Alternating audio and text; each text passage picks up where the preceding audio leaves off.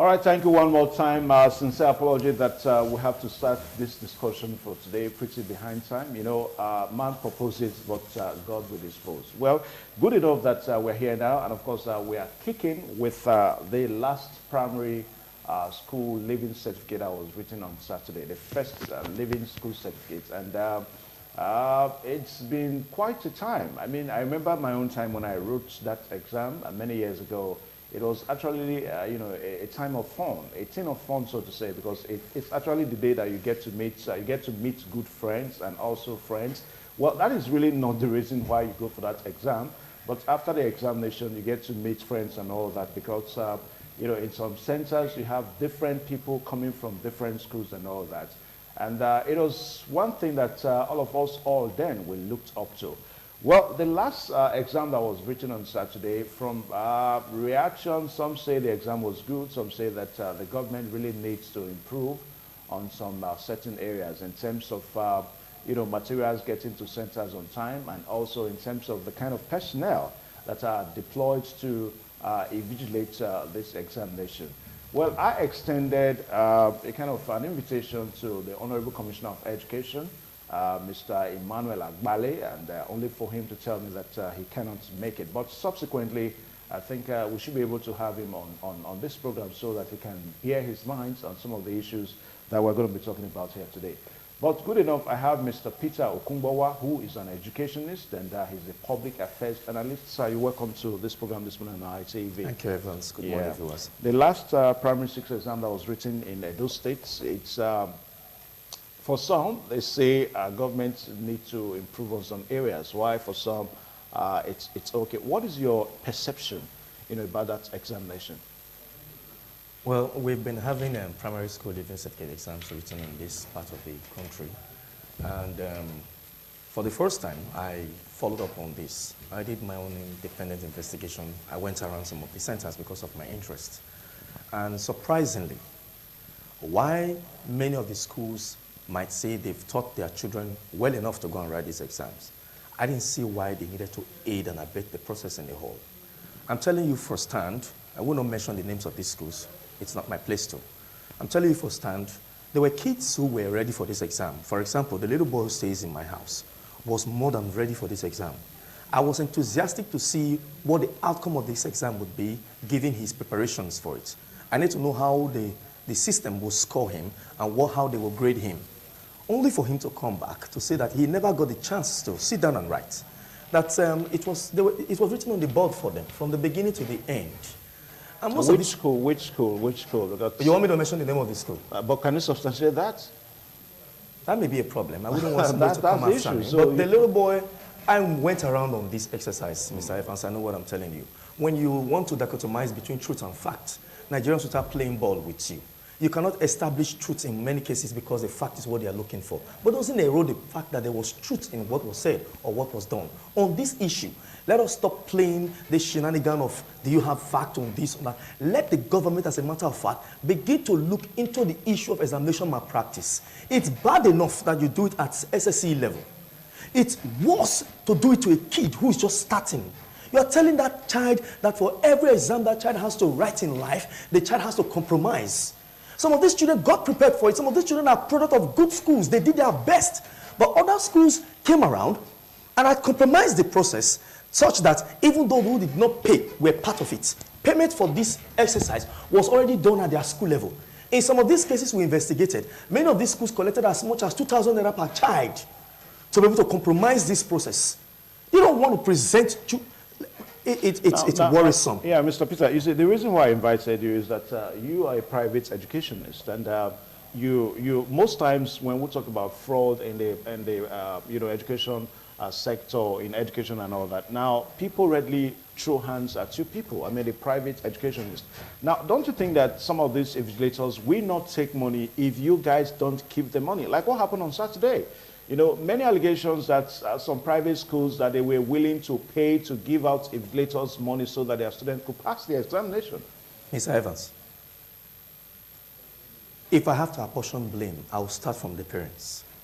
I'm the one that often tell parents, I have children. I will never put my child in a school that does malpractice if I haven't got my own school. Of course, when it comes to the private sector, profit maximization is the interest, basically for many of them. What do you do as government? These area members of the public will always be there to take advantage of situations like this. But government, realizing that it's the society that needs education to advance its course, would step in and make sure such don't happen. I once proposed to the Ministry of Education, when the former commissioner was there, Wellington Osifo, and he saw the merits in my argument.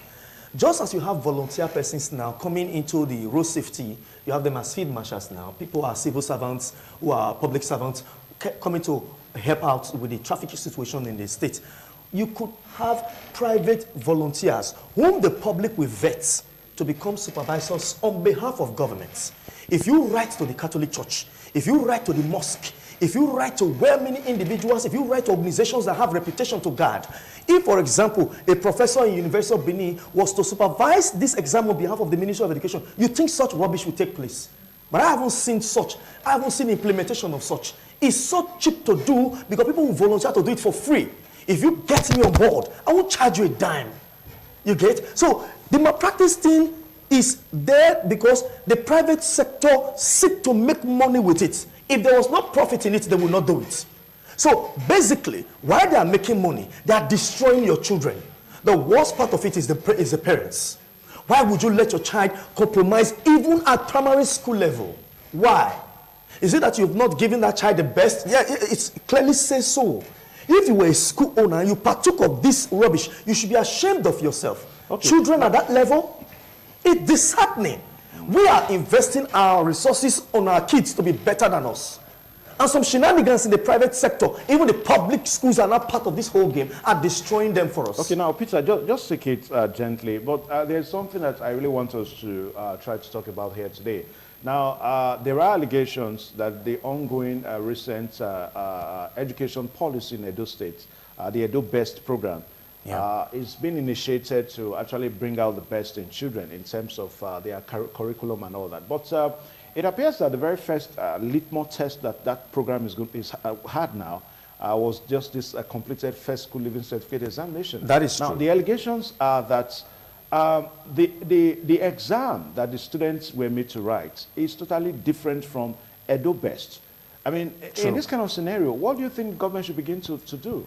I salute the initiative of Governor Gordon Obaseki, trying to make the public school wake up and compete with the private school. It's ingenious. In Rwanda and Kenya, the public schools are getting more of the kids than the private school because the standard that the government put in place, the government first of all meets the standard. And if the private sector cannot meet that standard, they are not allowed to come into the business of educating the generation that is to come. With the Edo Best initiative, we saw firsthand teachers go through very excruciating training. We saw teachers even dress their best to motivate the students, not to look poor and look uninspiring. We saw teachers go through trainings other than the received Eastern doctrines. They began to care for children in the public schools as though they were kids in the private schools. And for the first time, we were actually anxious to see the fruits of that exercise. I want to say that some elements within the society are frustrating the move of the government. The government on their part have done what they could. They've not met all required standards 100%. Nobody is expecting them to meet it in this short time. But the initiative they have on ground is wonderful enough to inspire even the private sector. When you say some elements, are you talking about elements in the private sector? Elements in the private sector and the public sector. Of course. For this shenanigans to have gone on unchecked, there were presence of people from the Ministry of Education. There were presence of supervisors there. There were presence of people even in the community. Why would you let such happen under your nose? No, what we're saying is that from allegations, the complaints are that the Edo Best, this exam did not reflect the Edo Best policy, the Edo Best program. Now, the Edo Best is like a kind of a curriculum on its own. Yes. Now, it was the Minister of Education that set this exam. Yes. Now, for some people, the examination is supposed to reflect the Edo Best. Now, this exam did not reflect it. It's a total... it's totally different from the Edo Best. So on that day, it was reported that children were left, to do what they could do. Well, one of the issues that came up to my notice was late arrival of writing materials. Yeah. There were some schools who began writing at 1 p.m. when it was advertised that accreditation would start by 8 and exams would begin by 9. On that part, I like to say that the government should take some responsibility. That they created rooms for all of this. Within the time it took them to arrive these centers, a lot of plans had been on ground. A lot of shenanigans had gone on their behalf, only waiting to be perfected upon their arrival. But that is not to say that on the basis of what took place in the classrooms at the public school level, that the state had not done its best. They tried their best. The content of these questions were reflecting of the fact that they were beginning to go into the Montessori idea that the private school, that makes the private school unique. I salute that. I want the government to be encouraged on that. But what I see here, when you say it was not reflective of the best agenda, were you expecting the exams to be computer-based? No, what I'm saying is that it's like you study for primary 6 examination, yeah, and of course you are made to answer WAEC's examination. It's a total different thing. Mr. Evans, to the best of my ability, the questions that I saw were of the standard that the Ministry of Education had intended. Okay. As a matter of fact, that standard, the private school sector had a problem meeting that standard, so they began to compromise the process. Yeah, but what I'm saying is that the AREGBESOLA that is ongoing now, it is being reported. It's an allegation, though. Yeah. It's being reported that it does not is not intended with the curriculum of the Ministry of Education. That would be something that needs to be investigated. Okay. Because the Ministry of Education is the umbrella body that organizes and dictates the scope of the education and learning in the states. So when you say the AREGBESOLA is not reflecting of the position of the...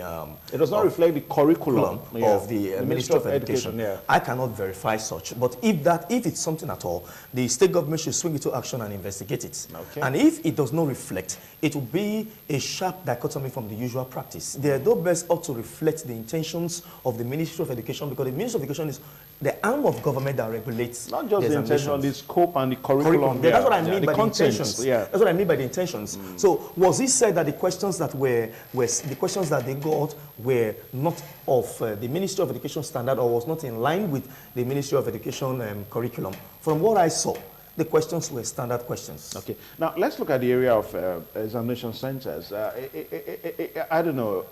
Private schools.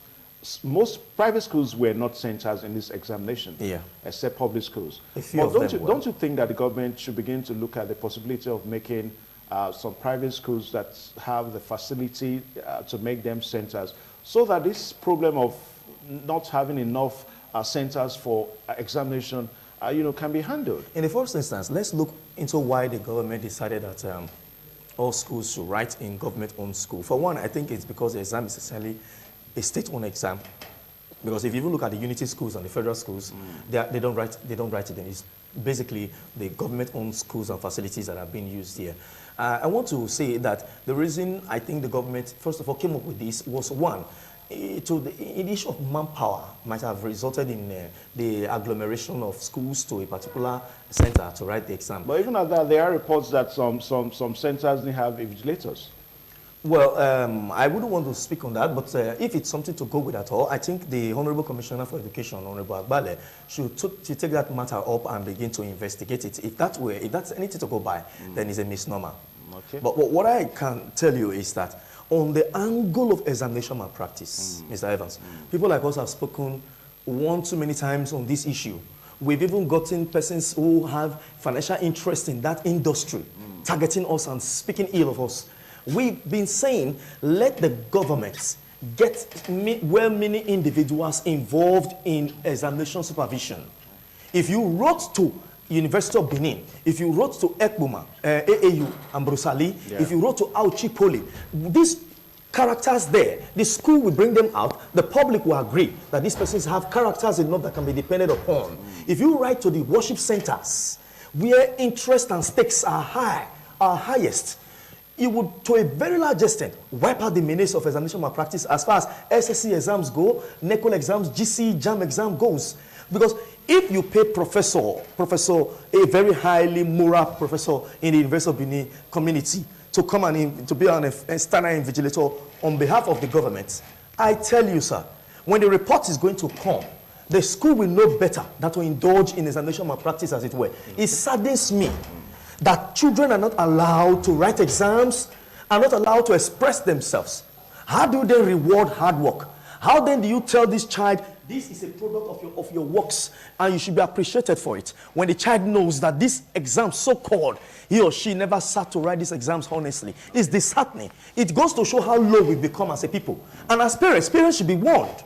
That is why we keep saying, people like me, in my own citadel of learning, if you are not ready that your child should go through the process of exam uncompromised, don't bring that child to me. Okay. Because it's insulting for you to bring a child and expect a miracle to happen when you've not paid the price of that child's learning process. All right, thank you so much. It's always a nice time to have you on set. Thank you very much, Mr. Evans. And let's take a short pause now. And talking about the last exam in retrospect, just like what I said, that I invited Mr. Emmanuel Agbale, the Honorable Commissioner for Education in Edo State, to be on this program today. But he called and said that he cannot make it.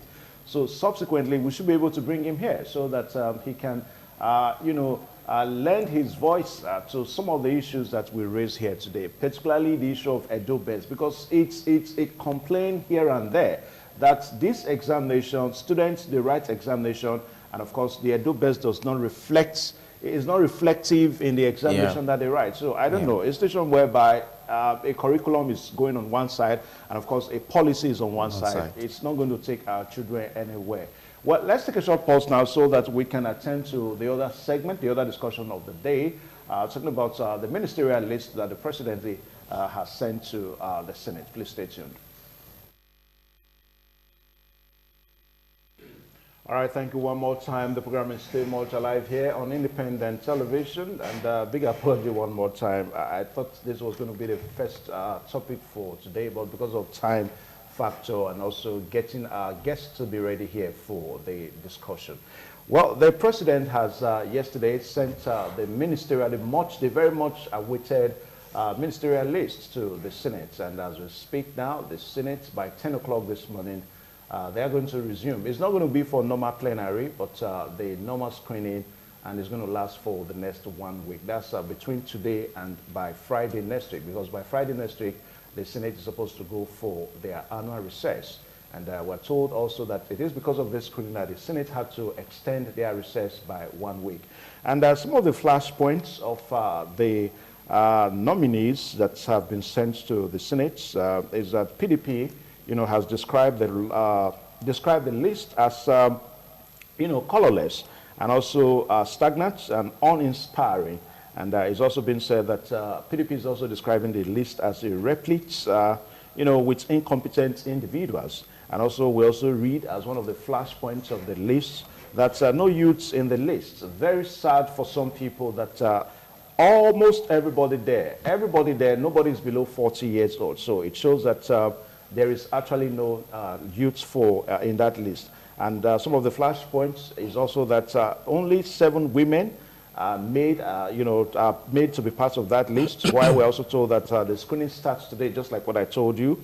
And no portfolio attached to any nominee. For some people, they say that once you have a nominee, then of course we should have an attached portfolio so that that nominee can be screened on the basis of that portfolio. But the way it is now, all the nominees, they are mere nominees, and of course they don't have any portfolio attached to them. And we're also told that total 18 numbers of ex-ministers, were dropped, while the president retained 14. And also 7 states have at least 2 ministerial slots, and of which Edo State is one of the 7 states. It's a good thing for us. It's a thing of luck. We have Clemagba and also Usagi Hanire, the former Minister of State for Health, as being those 2 nominees that have been sent from Edo State. Well, let's join Sharon Ajayi for this quick report so that it will set a further basis for our discussion this morning. Those that made the ministerial list are Dr. Uchechukwu Oga Abia, Muhammad Musa Bello Adamawa, Senator Gosri Akpabio Akwa Ibom, Chris Ngige Anambra, Sharon IKEAZU Anambra, Adamu Bauchi, Ambassador Miriam Katagom Bauchi, Timipre Siva Bayelsa, Senator George Akume Benue, Mustapha Baba Shehuri BORNO, GODDY JEDI AGBA Cross River. Others are Festus KEYAMO Delta, Ogbonaya Onu Ebonyi, Dr. Saige Yanire, Edo. Clement Anade Agba, Edo. Otumba Richard Adeniyi Adebayo, Ekiti. Geoffrey Oyema, Enugu.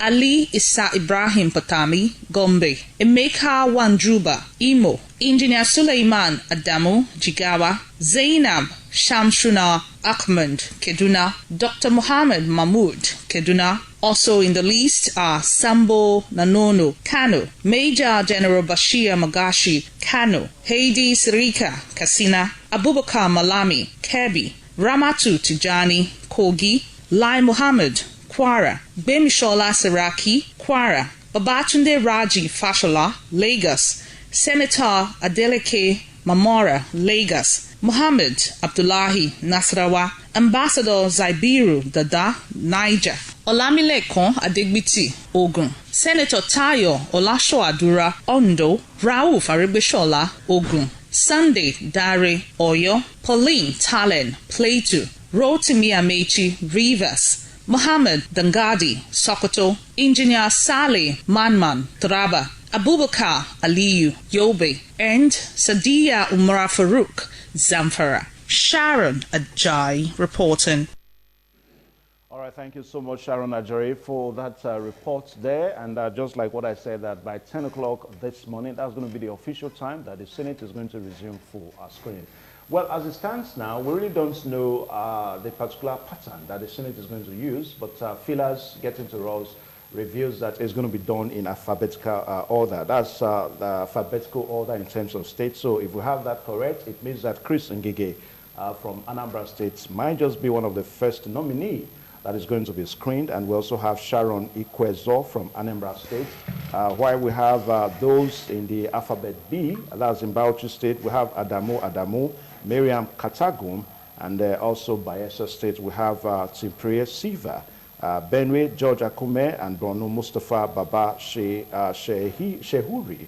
And for C, we got GODDY, JEDI, AGBA, and so on and so forth. So it's possible that it may get to Edo's turn today if we follow the ABC alphabet, because Edo is in category E, where we have Osagie Hanire, Edo, and also Clement Anade, AGBA, also Edo. Gentlemen, you're welcome to this program. Well, I have Peter Okumbawa still here with us. Peter, you're welcome to this program one more time, this segment. And we'll have Mr. John Osazuwa, who is a lecturer with the Department of Political Science, University of Benin, Benin State. John, you're welcome to this program. Good morning, good morning. Yeah, gentlemen, you're welcome one more time. Now, it took the president almost about 53 days from the last, the election, and of course the swearing in and all that for us to have this nomination list sent to the Senate. And of course, we also do remember that the president at the time said that he was not going to send any list that he does not know the people. So for some people, a lot of people thought that it was going to be an entirely new set of people. But in this list now, we are seeing about 14 ODs. What I mean by ODs now, 14 ministers that were in the last administration and also coming into this administration. Now, gentlemen, as we begin to set agenda for these nominees, now, what is our immediate reaction to this list? I'll start with Peter Okumbawa. I do not think as much as 14 ministers in the previous administration in the first term should make it back to the second term. This is because every Nigerian can arguably say that we have not seen the effects, the positive effect of their programs and agenda in the first term. So we're expecting completely novel and new idealists on board. If we agree that 14 should make it back, it's like we're saying that these 14 persons were very excellent in the discharge of their portfolios. I want to take a cue looking at the Ministry of Power, for example, that was headed by Babatunde Raji Fashola. I do not think the energy sector has gotten that needed boost that it should get, and I question why he should come back to this administration. But maybe this time around, let's hope round pegs will fit round holes, and he will not be a minister of power as a lawyer, as a trained lawyer. Okay. All right, John Osazuwa. Thank you, my brother, Mr. Okumbo. You've spoken. I want to believe that that is from public opinion view. But professionally, you should understand that, taking from this premise is that, what if you have a second term? What if you have a second chance Wow. He missed the first chance. I'm just saying from that premise, assuming. So this could be the reason. Be that as it may, we must understand the foundational stage of nominees for ministerial or commissioner positions or other political appointment. It is politically based. That is, political party determines, you know, whom they select. You have to bear in mind that political parties is an institution that primarily during the foundation and formation stage engages in political recruitment of members and all other people that are very, very, that share the same interests with them.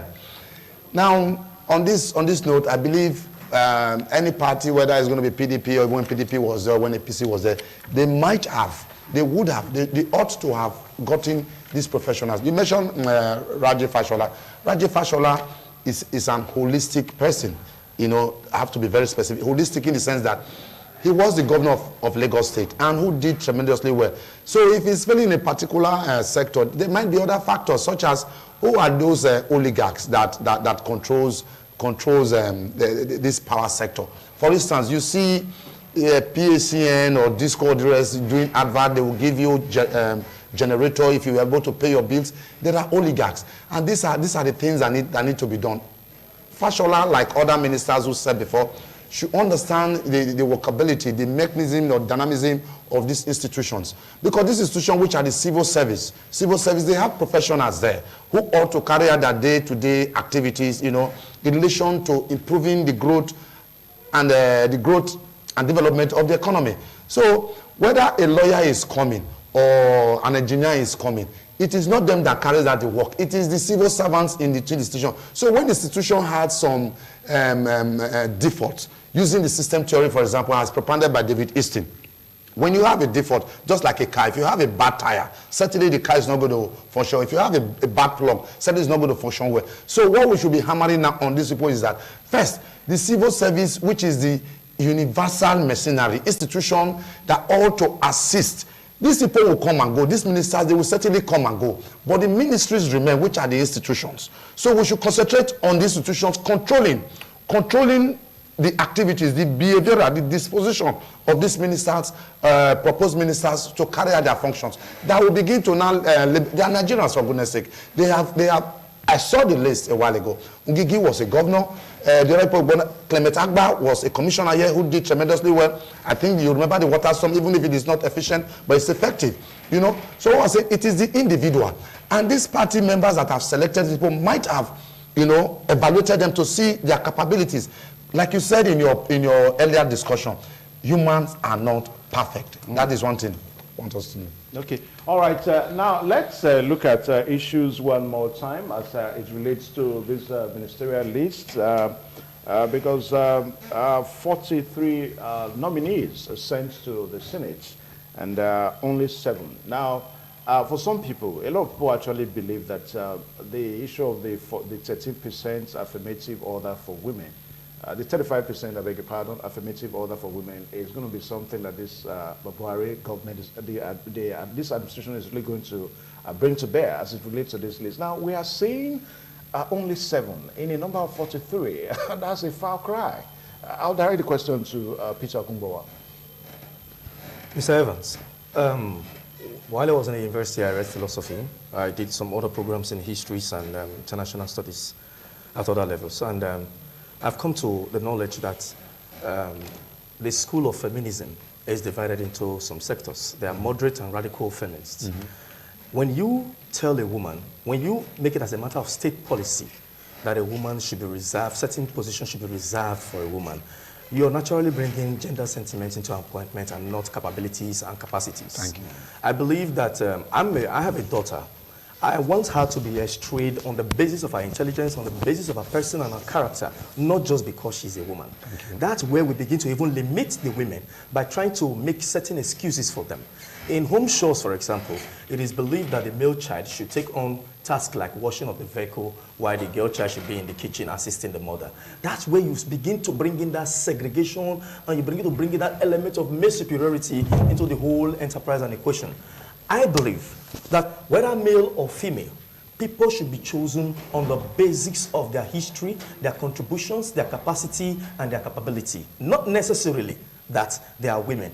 But I also come to terms with the reality that in this part of the world, there seems to be too much of the consciousness of male chauvinism, which tend to make the woman of no relevance. We were in this country where we saw the very head of this country said the woman belongs to the other room.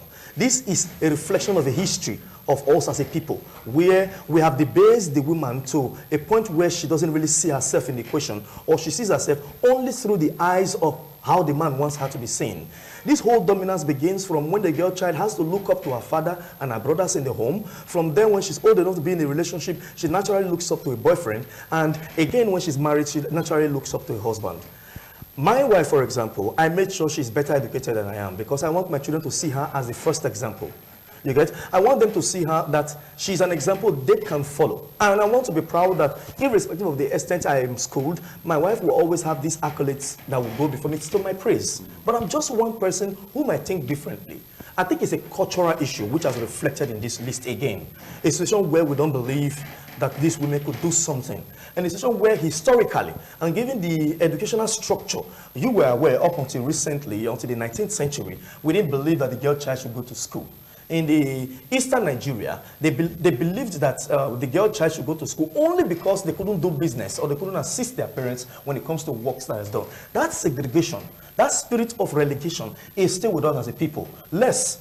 I believe, I want to go back to the basis again, that if this government wanted a situation where it's all-inclusive, it should accommodate the yearnings, the thoughts of the people. You can open a dedicated website or a URL line where Nigerians can, on their own, scrutinize these people. See how many Nigerians approve of XYZ list that you have brought out or XYZ persons you have brought out. And Nigerians will be doing so on the basis of the history of these people. Okay, let me pause you. Let me come to James as well one more time. Now, on what basis do you think President Muhammadu Buhari really nominates nominated these people? Politics. Politics. Well, let me not because I'm not sure. Let's get it straight now. Let me not say nominated. The PMB did not. When the list came from him, but on what basis do you think the list was sent? I had earlier laid the foundation that if Party A, for instance, which is APC that is controlling the federal level now, a winning party or the party that has won majority of the seats determines who helps in assisting the president in administering the policies. Remember vividly that ministerial position is a delegated legislation. They are not voted in. They are delegated to carry out certain responsibilities which has limitations as well. To this end, the party should be able to determine. It is the party, not the country this time. It is the party that now determines who becomes a minister that will help implement the policy, the ideology, the philosophy, the manifesto of the political party, not the people. Like what Okumbo was said, that is governmental website. Now, yes, it is good for you to bring in public opinion, suggestion of whom these people is. And I also told you that one of the primary functions of political party during the formation stage and even extension is to have members, to recruit members into their folds. Recruiting members into their folds. That's why you find in a political parties you have lawyers, you have medical doctors, you have artisans, you have several people there. And that is why Mibret, classified from her pyramid structure of political participation. You have the political gladiators, you have the spectators, you have the apathetic, so on and so forth. So because every activities have been categorized that should be carried out. Just a moment, sir. To be realistic. Just let him answer his point. Now go on. Yeah. This is a universal practice under democracy. Like you made mention of Donald Trump, people coming in, it is the party, it is its own political party. After discussion, due discussion, they have executive. Of course, you know that they have executive. And they now begin to nominate because you have to reduce the level of friction and conflicts. Once the party agrees, the nomination, determination, identification and nomination of these people, the list is sent to the president, and the president uses his discretion, being also a party member, approves and it sends to the National Assembly. Okay. You get it. Now, Peter, let's get something straight here. The way the screening goes, These nominees, they don't have their portfolios. We do not know their portfolios yet. And they are going to be screened, you know, little wonder, on what basis are they going to be screened? Screened to do what now? Don't you think that it should be a way that, okay, you are going for such a ministry, we screen you for that ministry. Don't you think so? The U.S. Consul about a month ago did say that Nigerians know their problems and they can address their problems. I've been trying to restrain myself on certain issues here, but let me quickly say this, that I have no problem with ministers coming from the political party. As a matter of fact, the political party is a reflection, is a microcosm of the entire Nigeria. Very well. We want to hope and believe that the persons who have been brought in, the party have carefully selected them on the basis of their capability. But the history of Nigeria has not shown that people are chosen on such. It's always on the basis of clientelship and favoritism. When you look at this chosen list, you'll see that from the South Nigeria, only Edo State has 2 ministers. The other states in the South Nigeria have 1 minister each from these states. That could mean I think we have to say kudos to the president for that. Frankly, sir, that could simply also support my position here, that it's basically because the national chair of the APC is from Edo State. But you cannot speak for him on that. I cannot speak for him, but I'm wondering why other states in the South region are not equally that represented. When you look at the Southwest states and the core northern areas and the central northern areas, you will see that some of these states still produce 2 ministers each. Why is Edo State of a South region with 2 ministers and the rest have 1 each? But I think you should rejoice for that. Why are you asking me to rejoice? Point of information, I am rejoicing on one fold that the sentiment of being an Edo person is what I'm rejoicing over. But when I look at the general interest of Nigeria, I want to say, is it all inclusive enough to have accommodated other interest areas or not? That's what I'm looking at. I'm not looking at Edo State here. I'm first of all talking as a Nigerian. You get me? When my brother here was talking about the reality of ministers being chosen from the party platform, I agree. But we saw that when Oshomole became governor, Dr. Osagi Obayiwana, who was chosen to become the Attorney General and the Commissioner for Justice of Edo State, was not a member of the APC. He was from the NPC, properly speaking. But he is a lawyer that has carved a niche for himself. I saw a bit of the ideology of the West in that choosing. My question is, what are the ministers now going to consider? Do we even expect in the floor of the House today for tough questions to be asked? Do we expect that any of these persons will be turned back on any reasonable ground? Yeah, but those are questions we need to ask. The chairman of the ad hoc committee on media for the Senate, you know, has told us that it's not going to be business as usual. Now, the concept of take a bow, with action.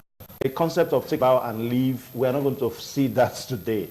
So it shows that the senators are really ready for business. Let me just quickly bring, I said point of information, and although it didn't oblige me, point of information during discourse, when I say observation, you allow such person. First, that sentimentally you are most glad that that Edo State has 2, and it gladdens my heart to objectively. Remember that the His Royal Majesty and other Highnesses went to Abuja to personally request.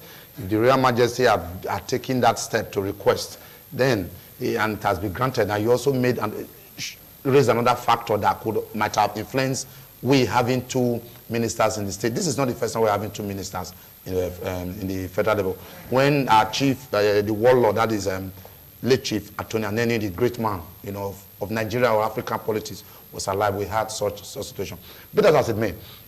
Now, you are very right to have said that, yes, we expect that there won't be take a bow and leave.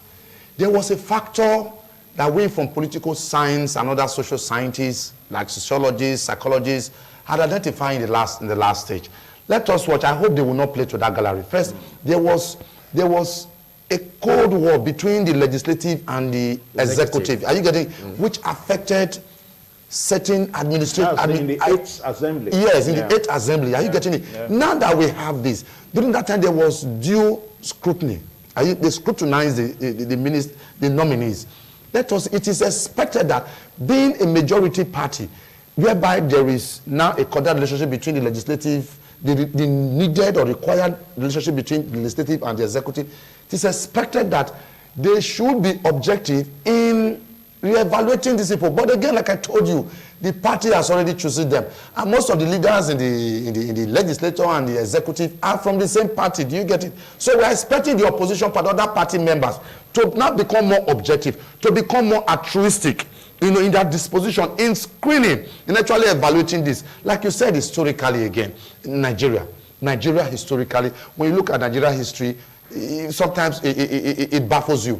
Nigeria is a patriarchal state. Patriarchal society. Nigeria is a patriarchal state. For the benefit of the viewers who are not into political science, is that Nigeria is male-oriented.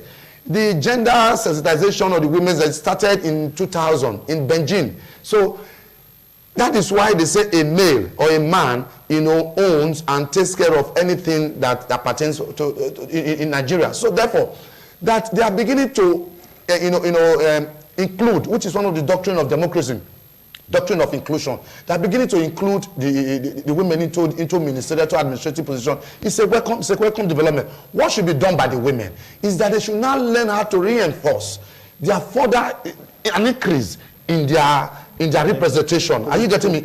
And this will only be well supported by the society if they are efficient. Okay. If they are patriotic in their disposition. We'll take a short pause here so that we can join Blessing HA one more time on the news updates at 9:30. And then when we return on the other side, we should be able to look at the next level agenda. That's the principle on which PMB campaigned on. So the question then is going to be, can these 43 ministers, can they bring the next agenda, the next level agenda to bear? So that'll be the question. Time will tell. All right, let's take a short pause now. Please stay tuned. TMI, every opinion counts. All right, the program is still on. Now let's hit the discussion one more time as we also conclude this segment for today. Gentlemen, you welcome one more time. We're still looking at the ministerial list, nominee list sent to the Senate. And I asked the question, talking about the next level, agenda. One big principle that the 2019 presidential election was, pivoted upon for the APC. Now, these 43 men, nominees, and, men and women, can they help PMB to really attend the next level agenda? I'll start with Peter Okumbawa. Thank you, Evans. For me, I've often asked myself the question, what really is the next level agenda?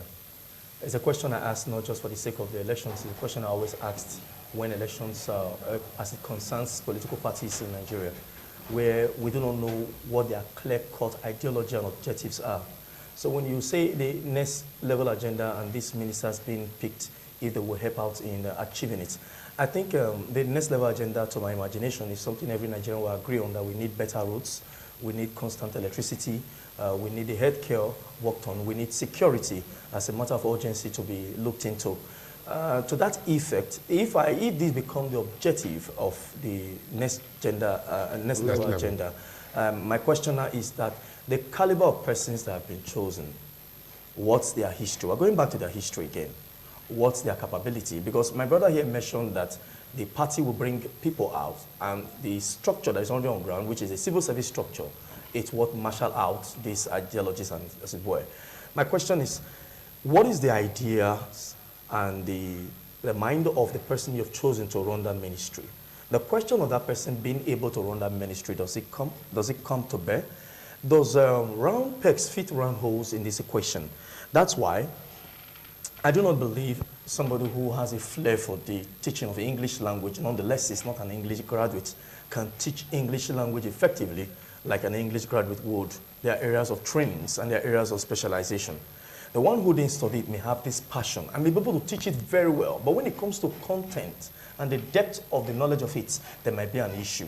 So the question here again is, these persons that have been chosen, what is their track record? Okay. Now, talking about track record now, people want to know. Now, for somebody like Lai Mohammed, who has an allegation case of the 2.5 billion, digital switchover, program and all that, for some people, they don't see Lai Mohammed as coming, John Usazua. Professionally, I'm not a spokesperson for APC. One, then two, since it has been alleged, so if it's in court, if it's within the justice, I don't want to preempt such investigation. But it's also from public opinion, like I told you. Public opinion is very, very important. It's one of the devices, political devices, that are necessary to create, you know, to consolidate on democracy. So if by character the party still deems it fit, without listening to public opinion, in still renominating Lai Mohammed and his likes, then it is now the duty of the opposition party under a democracy during this screening that will be taking place about now to actually go further to investigate the people standing before them, because they are the lawmakers. Their budget are going to be subjected again to the screening in the House. Yeah, but the opposition party, they are in minority in this case.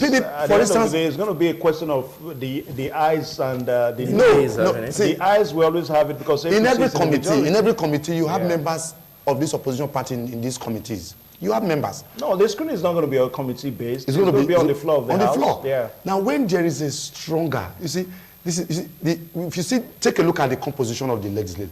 They are elderly men who ought not to be deceiving Nigerians at this stage. Nigerians have gone through a lot of tears and wears. They should be very patriotic and sympathetic to the plight, to the situation of Nigerians at this empirical moment. You know, this reality time. They should be thinking of what they can bequeath to the future. You know, like the Americans, Donald Trump is implementing what has been formulated long years ago. So they have not actually seen whether the 8th, whether the 5th, or even the 9th, or maybe the 10th assembly. This 9th assembly should please be more patriotic in their disposition. Okay. That is, they should be able to let us know, let us have the best, the very best that will help, you know, reform the Nigeria inside the next level agenda of better roads, good electricity, and all the rest. You know, let institutions work. Right, let's pause it there because of time now, because time is always, you know, not on our side on this program. I really want to say a very big thank you to Peter Kumbawa and also John Sazua. Thank you very much. Just like what I said, that by 10 o'clock this morning, the Senate is going to be in session, talking about the screening of these nominees that have been sent to the Senate. Well, we just hope and pray that at the end of the day, our two nominees should be able to say through so that we can have two that ministers. Is judgmental. Yeah. I've been judgmental here. Well, I have to say that as an Edo man, so that we can have two ministers from Edo. And let's keep our tabs on it. By tomorrow, Oyagbom Fugbe is going to be here, so maybe we can just take it up from there. My name is Evan Sunokoge. Goodbye and God bless you.